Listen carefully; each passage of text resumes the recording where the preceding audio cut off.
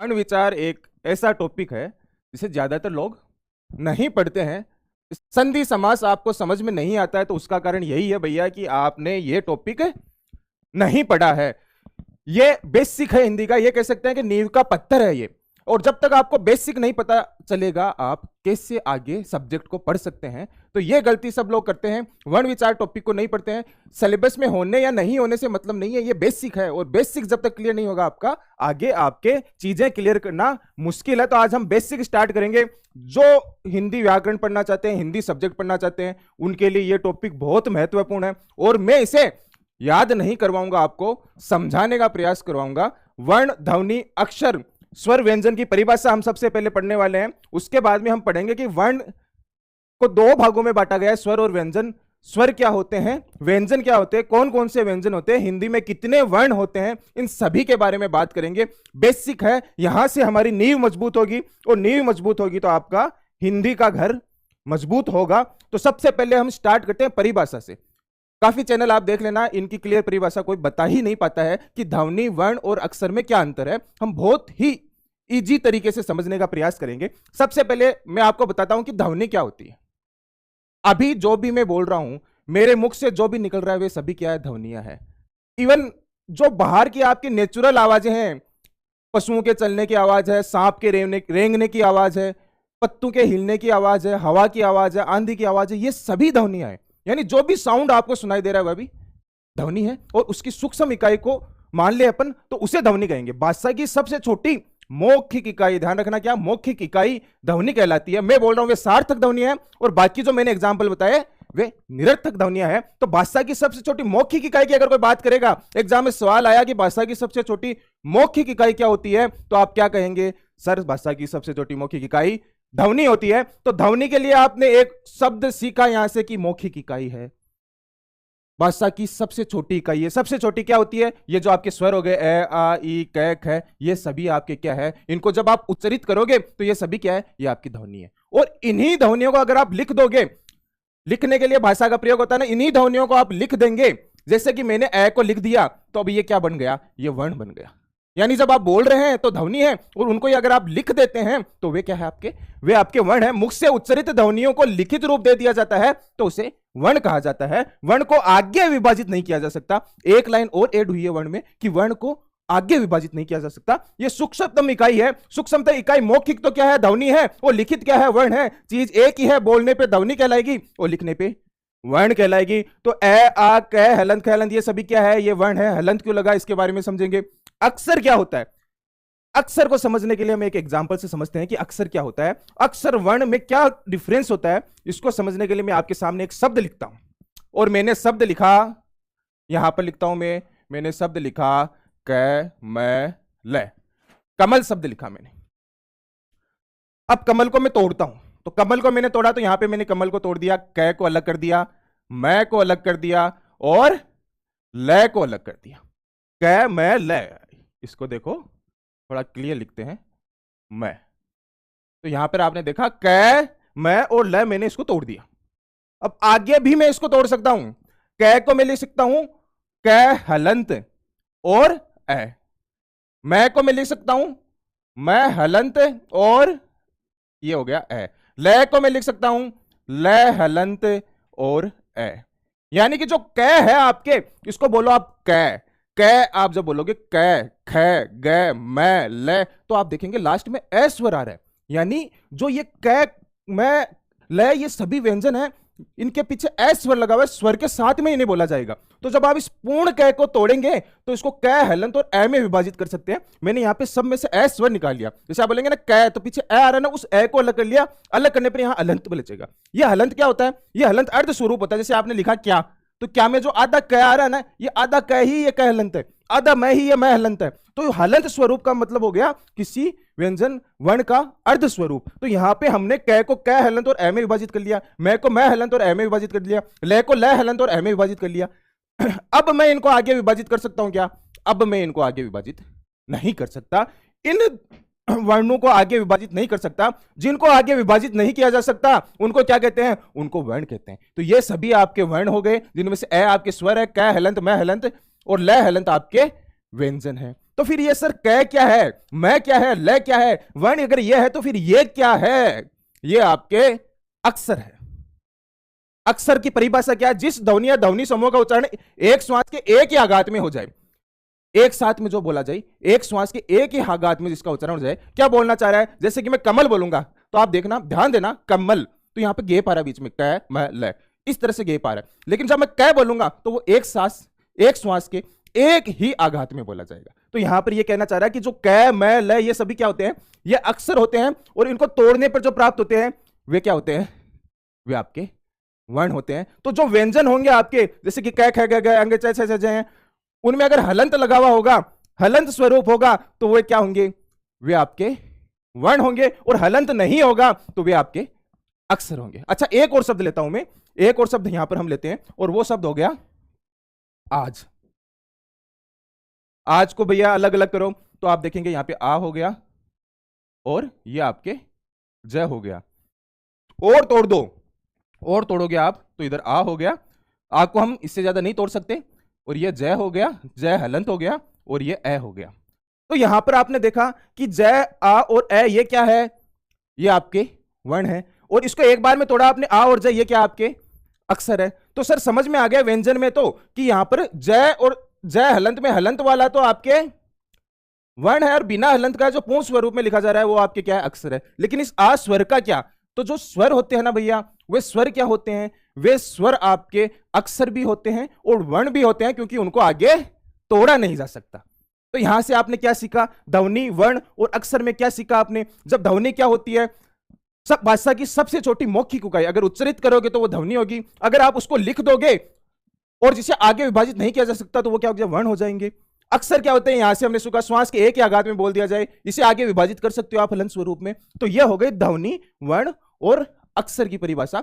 अभी भी आपके समझ में नहीं आया तो कमेंट में बताइए क्या समझ में नहीं आया। यहां पर हमने एकदम अच्छी तरह से क्लियर कर दिया ध्वनि, वर्ण और अक्षर को। अब हम वर्ण के बारे में समझते हैं। हिंदी में मूल रूप से आपके 44 वर्ण होते हैं, जिनमें से 11 आपके स्वर होते हैं। ये जो ए, आ, ई, बड़ी ई, उ, बड़ा उ, ए, ऐ, ओ, औ, री, ये 11 क्या होते हैं? आपके स्वर होते हैं। और जो क, ख, ग, घ, अंग, च, छ, ज, ये यहां पर आप श, श, श, ह तक देखेंगे, ये आपके 33 क्या होते हैं? व्यंजन होते हैं। तो मूल रूप से कितने वर्ण हो गए? 11 प्लस 33 कितने वर्ण हो गए? 11 प्लस 33 आपके मूल रूप से 44 वर्ण हो गए। आगे संयुक्त व्यंजन, उसी व्यंजन और अयोगवा भी है। इससे पहले हम स्वर और व्यंजन की परिभाषा तो देख लें। हमने यह देखा कि वर्णों में स्वर भी आते हैं और व्यंजन भी आते हैं। इनकी परिभाषा क्या है? परिभाषा इनकी यह है, स्वर की परिभाषा क्या है? आ जाती है कई बार एग्जाम में, परिभाषा आती है आपकी वर्ण, ध्वनि और ध्वनि, वर्ण और अक्षर की परिभाषा से भी क्वेश्चंस आते हैं। आपको उदाहरण भी दे देंगे कि भैया ये जो आपके कै, ख, ग और च हलंत, इनमें से कौन सा अक्षर नहीं है, कौन सा वर्ण है, इस हिसाब से पूछ सकते हैं आपको। और आपसे ये परिभाषा के हिसाब से क्वेश्चन आ सकते हैं। तो स्वर और व्यंजन की परिभाषा समझते हैं। स्वर क्या होते हैं? जब किसी ध्वनि का उच्चारण करने पर हमारे फेफड़ों से उठी श्वास वायु हमारे मुख से बिना किसी रुकावट, बाधा, संघर्ष के बाहर निकलती है, तब वह स्वर ध्वनि कहलाती है, स्वर कहलाते हैं। जब भी हम कुछ बोलते हैं, जो अक्षर हम बोलते हैं, जो वर्ण हम बोलते हैं, तब क्या होता है कि श्वास वायु निकलती है फेफड़ों से और मुख से बाहर निकलती है। अगर श्वास वायु फेफड़ों से निकलकर मुख से बिना किसी अवरोध के क्लियर बाहर निकल जाए, बिना किसी अवरोध, संघर्ष के बाहर निकल जाए, तो वे स्वर कहलाएंगे। और मुख से बाहर निकलने पर कहां आवाज टकराएगी? कुछ कंपन होगा, कुछ संघर्ष होगा, रुकावट, टकराहट या संघर्ष से बाहर निकलेगी तो वो व्यंजन होंगे। बिना किसी रुकावट, बाधा, संघर्ष के बाहर निकलेगी तो क्या होंगे? स्वर होंगे। और किसी रुकावट, बाधा या संघर्ष के साथ बाहर निकलेगी तो क्या कहलाएंगे? व्यंजन कहलाएंगे। बस इतना सा ही डिफरेंस है दोनों में। 5 परिभाषा हमने सीखी, ध्वनि, वर्ण और अक्षर, स्वर और व्यंजन। स्क्रीनशॉट ले लो, इन परिभाषाओं को लिखना, कॉपी पेन साथ में रख लो। आगे के वीडियोज में हम साथ साथ में आपको लिखवाने का प्रयास भी करेंगे, ताकि आप मोर इंगेज हो जाए और हम इस तरह से पढ़ाई करें कि एग्जाम में हमारा एक भी सवाल गलत नहीं हो।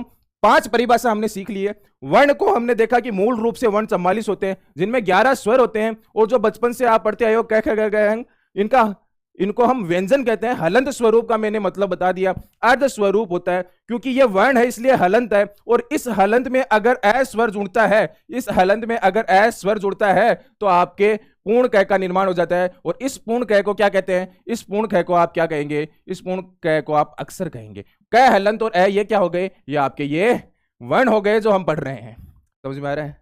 तो यहां से आप देखेंगे तो मूल रूप से 44 वर्ण होते हैं। इसके बाद में क्या होता है, इसके बाद में आप देखेंगे कि संयुक्त व्यंजन होते हैं। 4 आपके संयुक्त व्यंजन होते हैं। संयुक्त व्यंजन क्या होते हैं, जो 2 व्यंजन से मिलकर बने होते हैं उनको संयुक्त व्यंजन कहते हैं। डायरेक्ट क्वेश्चन आता है यहां से कि निम्न में से कौन सा संयुक्त व्यंजन है, तो ध्यान रखना श त्रय ग श्रय ये संयुक्त व्यंजन है। और दूसरा क्वेश्चन यहां से आता है कि कौन से संयुक्त व्यंजन का निर्माण कौन से 2 व्यंजन से हुआ है, तो यहां पर आप देखेंगे इनके उच्चारण में ही पता चलेगा हमको कि इनका निर्माण कौन से 2 व्यंजन से हुआ है। यहां पर आप श का नाम, श को लिखेंगे, यहां पे श लिखेगा तो श का उच्चारण करो, श श श, तो यहां पर आपको ध्वनि सुनाई देगी क और श की, क और इस श की ध्वनि सुनाई देगी। तो क और श से आपके श का निर्माण होगा। त्रय त्रय तरय तरय त्रय का आप उच्चारण करोगे तो आपको 2 ध्वनि सुनाई देगी, तय और र की। ऐसे ही आप ग ग ग का उच्चारण करोगे तो थोड़ा सा आपको आभास होगा कि यहां पे जय और य व्यंजन है। यहां पर क्या है, जय और य व्यंजन है। ऐसे ही आप श्रय श्रय सरय सरय, तो श्रय का आप उच्चारण करेंगे, श्रय का आप उच्चारण करेंगे तो क्या निकल के आएगा, यहां पर आपके श और र निकल के आएगा। समझ में? तो ये 2 व्यंजन से इनका निर्माण हो रहा है। यहां पर मैंने क्या किया है, पहले वाले के हलंत लगाया, दूसरे वाले के हलंत नहीं लगाया। दूसरे वाले के हलंत लगाने के लिए क्या करना पड़ेगा आपको, आपको पता है हलंत लगाने के लिए आपको क्या करना पड़ेगा, उस शय को हलंत स्वरूप में लिखकर उससे अ अलग कर दो। तो इसको इस रूप में भी लिखा जा सकता है, जैसे कि तय और आपके पास में रह है तो इसको ऐसे भी लिख सकते हो, उस रह को हलंत लगा दोगे तो आप इस स्वरूप में भी लिख सकते हो। दोनों स्वरूप में लिखा जा सकता है, ए को आप अलग भी कर सकते हो। तो श त्रय गैस रह, इनका निर्माण 2 व्यंजन से होता है, तय और रह, क और श, तय और रह, जय और य और श और रह। हलंत निकाल दोगे लास्ट वाले से तो आपके पूर्ण, हलंत लगा दोगे तो आपके स्वर भी आ जाएगा। तो ये आपके 4 क्या हो गए, संयुक्त व्यंजन। इनका निर्माण कैसे होता है ये भी हमने यहां पर सीखा। लास्ट में आपने देखा कि उत्सिप्त और ताड़नजात व्यंजन यहां पर और लिखे हुए हैं, ड और ढ को उत्सिप्त या ताड़नजात कहते हैं। यहां पर आप व्यंजनों में आपको देखेंगे तो यहां पर ड और ढ दिखेगा। ये क्या है, ये ड है और ढ है, ये ड और ढ, और इनके नीचे बिंदु लग जाएगी तो ये हो जाएंगे अड़य और अड़य। इनके उच्चारण में डिफरेंस अड़य और अड़य हो जाएंगे। तो अड़य और ढ को क्या कहते हैं, उत्सिप्त या ताड़नजात व्यंजन कहते हैं। इनको मूल व्यंजन में शामिल नहीं किया गया है, इनको अलग से लिखा गया है। फिर क्या होते हैं, अनुस्वार और विसर्ग। अनुस्वार क्या होता है, जो पंकज में पै के ऊपर जो बिंदु है, ये बिंदु स्वरूप क्या होता है, ये अनुस्वार होता है। और 2 बिंदु से जिसे दिखाया गया है वे विसर्ग होता है। इनको न तो स्वर मानते हैं न ही इनको व्यंजन मानते हैं। अयोगवाह यानी जिनका कहीं योग नहीं है इनको अयोगवाह कहते हैं, लेकिन इनको वर्ण माना जाता है। तो मूल रूप से वर्णों की बात करेंगे तो 11 + 33 कितने हो गए, मूल रूप से वर्ण आपके 11 + 33 हो गए 44। अब इनमें संयुक्त व्यंजन जोड़ दोगे तो कितने हो जाएंगे, संयुक्त व्यंजन जोड़ दोगे तो आपके 48 हो जाएंगे। ताड़नजात व्यंजन जोड़ दोगे कितने हो जाएंगे, 50 हो जाएंगे। अयोगवाह जोड़ दोगे तो कितने हो जाएंगे, आपके टोटल 52 वर्ण हो जाएंगे। टोटल 52 वर्ण होते हैं, लेकिन मूल रूप से पूछेगा आपको तो मूल रूप से वर्णों की संख्या आपको 11 स्वर और 33 व्यंजन के साथ में 44 ही बतानी है। अब एक और खास बात लास्ट में देख लेते हैं कि ये जो व्यंजनों को यहां पे देख रहे हैं खास सीक्वेंस में लिखा गया है। इस खास सीक्वेंस को ही, एक खास अरेंजमेंट को ही क्या कहते हैं, इस खास अरेंजमेंट को ही आपके वर्णमाला कहते हैं। क्या कहते हैं भैया, इसको वर्णमाला कहते हैं। वर्णमाला वर्णों को खास क्रम में लिखने का तरीका ही वर्णमाला है। संधि में बहुत काम आएगी। बचपन में कह गए गए पढ़ा है आपने, उच्चारित किया है, वापस बच्चे बन जाओ और इसको उच्चारित करो, बार बार लिखो इसको। इसका सीक्वेंस आपके संधि में बहुत काम में आने वाला है। यहां पर संधि में डायरेक्ट पूछा जाएगा, डायरेक्ट रहे आपके नियम होगा कि इस नियम के अनुसार वर्ग का प्रथम अक्षर वर्ग के तीसरे अक्षर में परिवर्तित हो जाएगा। तो वर्ग क्या है यहाँ पे, तो वर्ग क्या है यहाँ पे, जो एक रेखा में जो व्यंजन लिखे गए हैं, वर्ण लिखे गए, ये एक वर्ग है। तो ये आपके ये क्या हो गया, वर्ग हो गया। अब इस वर्ग का, जैसे इस वर्ग को क्या नाम दे दिया, पहले व्यंजन के आधार पर नाम पड़ेगा तो इसको क वर्ग दे दिया, इसको च वर्ग दे दिया, इसको ट वर्ग दे दिया, ये तय वर्ग, ये पह वर्ग हो गया। ये 5 वर्ग मूल रूप से होते हैं। अब यहाँ पे आपके नियम आया कि पहले वर्ग के पहले वर्ण को तीसरे में, तो पहला वर्ण कौन सा है, जो पहले है वो पहला है, दूसरे पे दूसरा, तीसरे पे तीसरा, चौथे पे चौथा है, पांचवे पे पांचवा है।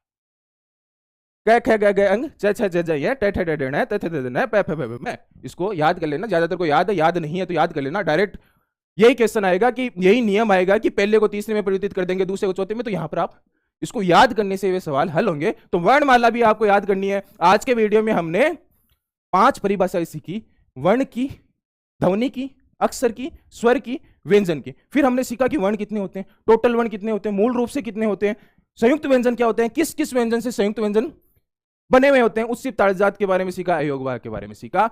नेक्स्ट वीडियो में हम क्या करेंगे, स्वर और व्यंजन के प्रकार सीखेंगे कि भाई स्वर के कितने प्रकार होते हैं, आपके व्यंजन के कितने प्रकार होते हैं, इनके बारे में सीखेंगे। कॉपी पेन लेकर बैठना, कुछ लिखने का भी प्रयास करेंगे। तो आज के वीडियो में इतना ही। चैनल पर नए हैं तो सब्सक्राइब जरूर कीजिए। यहां पर आपको हर टॉपिक को समझाया जाएगा, कॉन्सेप्ट क्लियर करने का प्रयास किया जाएगा। धन्यवाद।